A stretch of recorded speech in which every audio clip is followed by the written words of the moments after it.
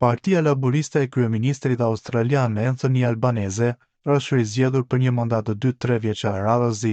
Udhëheqësi i opozitës Peter Dutton, i cili drejton Partinë Liberale Konservatore dhe humbi vendin e tij në parlament në zgjedhjet e së shtunës, e pranoi humbjen. Ai tha: "Ne nuk bëm mjaft mirë gjatë kësaj fushate. Kjo është e qartë sonte dhe unë pranoj përgjegjësinë e plotë për këtë." Bëhet e ditur se Anthony Albanese do të jetë tani lideri i parë australian që fiton zgjedhjet e njëpasjeshme që nga John Howard në 2004. Parashikimet e hershme nga Komisioni Zgjedhor Australian i japin Partisë Laboriste të Qendrës së Majtë në pushtet 70 vende dhe koalicionit opozitar konservator 24 vende në dhomën e përfaqësuesve të vendit me 150 vende. Ndryshe, çështjet kryesore në fushatën zgjedhore kanë qenë politika energjetike dhe inflacioni, ku të dyja partitë kryesore janë dakord se vendi përballet me një krizë të kostos së jetesës.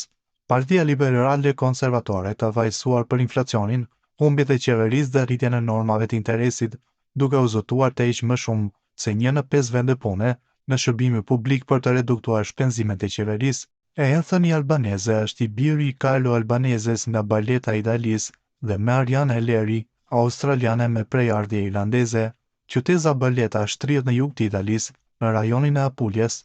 Sipas mediave italiane, në Apulja jeton një komunitet i madh i arbëreshëve. Besohet se atje jetojnë rreth 100.000 arbëreshë dhe se nga ky komunitet e ka prejardhjen edhe babai i politikanit australian që tashmë do të drejtojë vendin në mandatin e dytë si kryeministër. Një shenjë fuqishme për prejardhjen arbëreshe të tij është mbiemri Albanese, që nga italistja në gjuhën shqipe do të thotë shqiptar.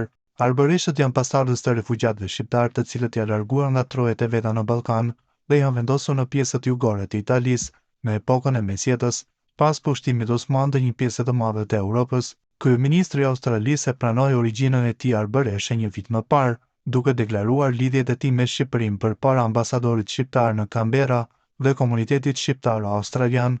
Gjatë një ceremonie të organizuar për miq shqiptar të parlamentit, Albanese zbuloi rrënjët e tij arbëreshe nga Barletta, qyteti në rajonin e Apuljes, në jug të Italisë. Diku në të kaluarën time pa dyshim që kam një lidhje shumë të drejtë për drejtë me Shqipërinë. Barletta ndahet vetëm nga deti me Shqipërinë, tha kryeministri australian gjatë fjalimit të tij, duke treguar lidhjen e ngushtë mes origjinës dhe historisë shqiptare. At an event. Look, it's fantastic that the friendship group is being formed here. I've met the President of Albania a couple of times, and I've been invited to get there.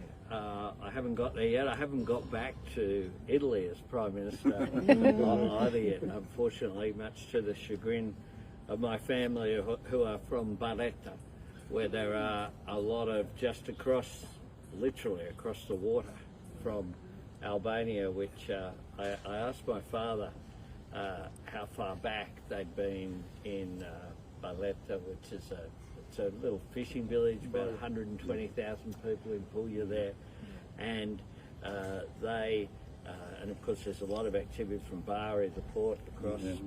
And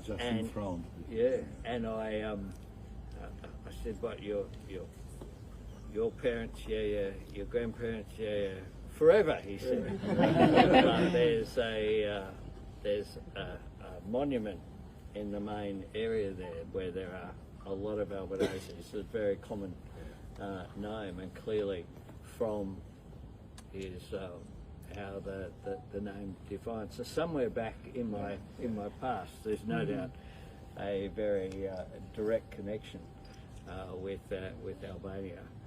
And one of the things about parliamentary friendship groups are that